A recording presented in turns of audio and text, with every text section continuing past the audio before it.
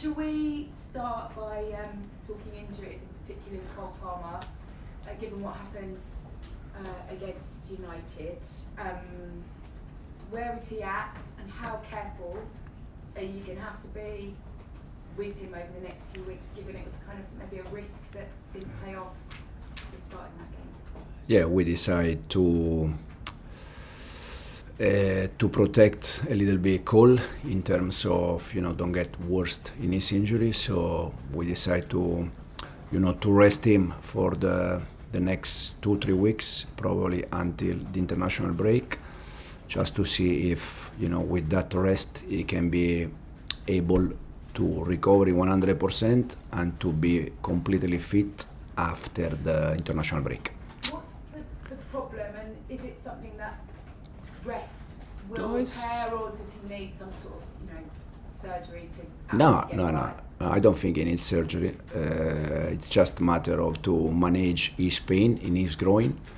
That with the amount of games, is something that can happen. So this is the reason why we try to be a little bit conservative with him, to give him rest, and hopefully he can be 100% fit after the international break. And everyone else, or who else is at this point ruled out for tomorrow? We have Tosin injury. That probably will be out until the international break. What's wrong with him? He has a small problem in his calf. And then Wes Fofana, that he had concussion the other day against Lincoln. And the rest, I think they are all okay. Apart from those that are maybe longer term, none of those coming back? Romeo and Benoit, they are better. We see if they can join us tomorrow. Otherwise, we'll be for the next one. I know you've spent quite a lot of time in the build-up to the Lincoln game talking about your goalkeepers. Do you have any questions to answer, or does Sanchez go straight back in after Jorgensen's performance on Wednesday? No, I think Robert, for a long period, a long time, he was very good with us. The last part of last season, the beginning of the season, it was fantastic. He made a mistake against Man United, recognized that, and I said many times, keeper made mistake, it's like midfielder or defender or striker, it's exactly the same. We are happy with Robert, we are happy with Philip, both of them, and not any problem with Robert.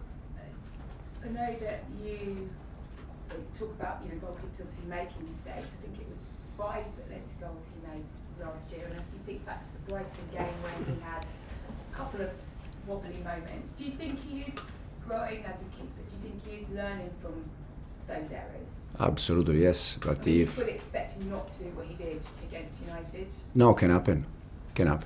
Also because it's a quick decision, but as you said, we conceded probably 5 goals because of Robert's mistake, but how many goals we avoid because of Robert's save?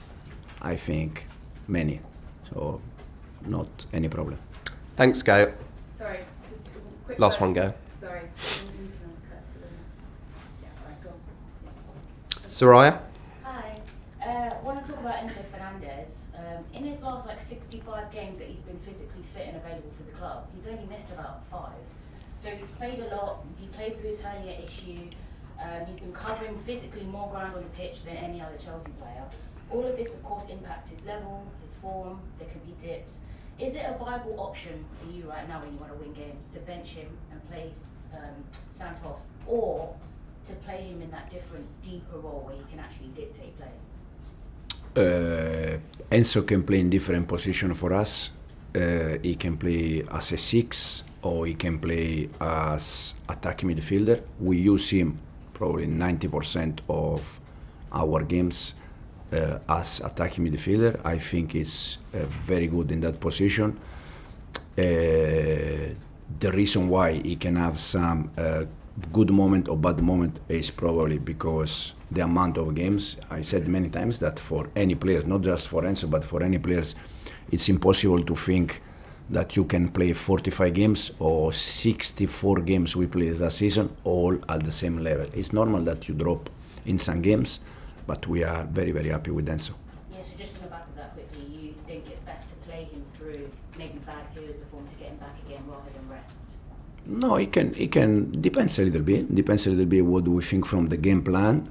But Enzo for us is an important player, and we try to use as much as we can him.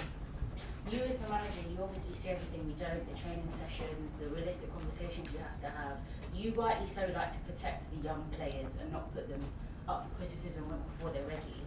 You mentioned, Mark, you needed to work on some more things, but obviously if he plays and presses up front, João Pedro, who's amazing, can play in his best second striker role. So what exactly, just to give a little bit of insight, does he need to improve on?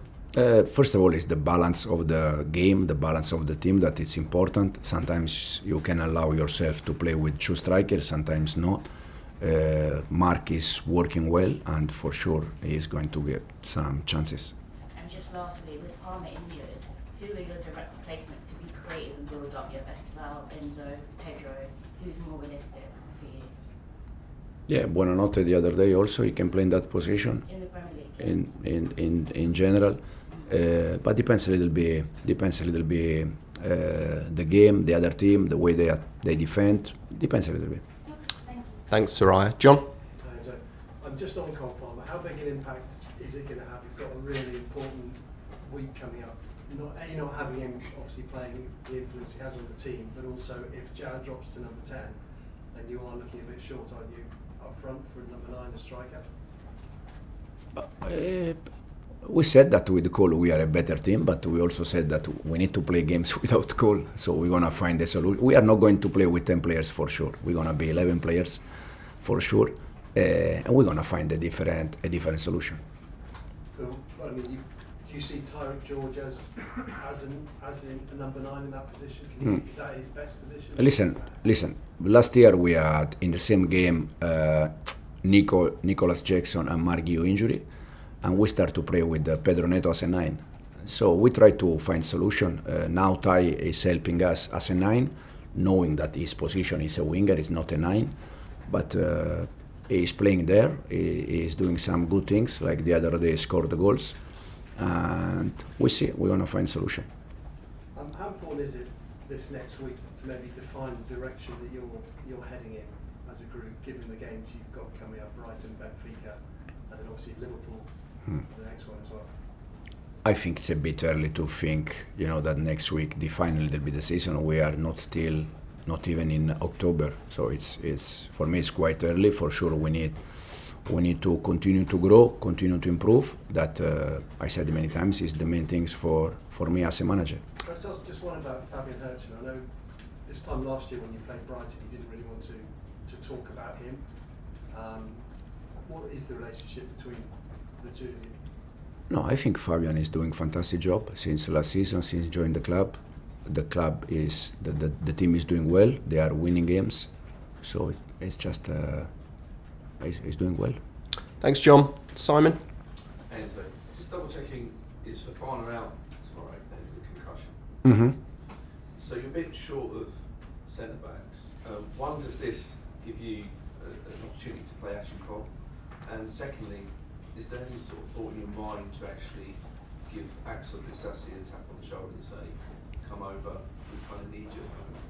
No, I already showed trust and confidence on Josh Achipong last year when he played games in a row in the Premier League, having central defender available. Because last year, if you remember, when we played Josh Achipong away against Palace, at home against Bournemouth, the reason why was not because we didn't have any central defender. I think Tosin was available, Benoit was available. I mean, we trust Josh not because of the injury situation. So nothing changed with Josh.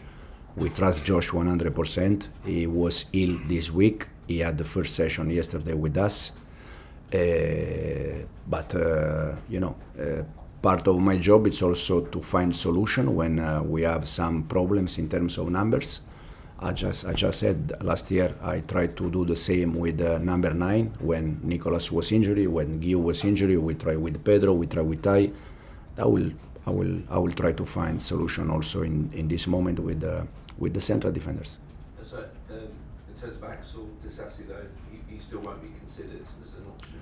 There is not any information from the club to consider that, so at the moment it's not an option. Okay, and last question, Davide, please. Ciao Enzo. You're approaching a very important week with a lot of important games. Are you planning on rotating some players? The question maybe is, how do you plan to rotate players when you're facing such an important week? Yeah, no, we try always to rotate players. I think has to be the main target this season. Also because the amount of games, the amount of injury, but at the same time, sometimes you are not able to rotate players because in that position, for any reason, you like numbers. You don't have the right numbers. So we try, for sure, we have 3 games in a week. We're gonna try to rotate players, but some of them has to repeat every game. And we're approaching the second international break. Can you start to measure the impact of playing the Club World Cup? In this moment, for different reasons, we have different problems. I think we have 7-8 players out, unfortunately. Is this a consequence from last season? I don't know. I said many times we don't have the answer, unfortunately. But again, we're gonna try to adapt and find a solution.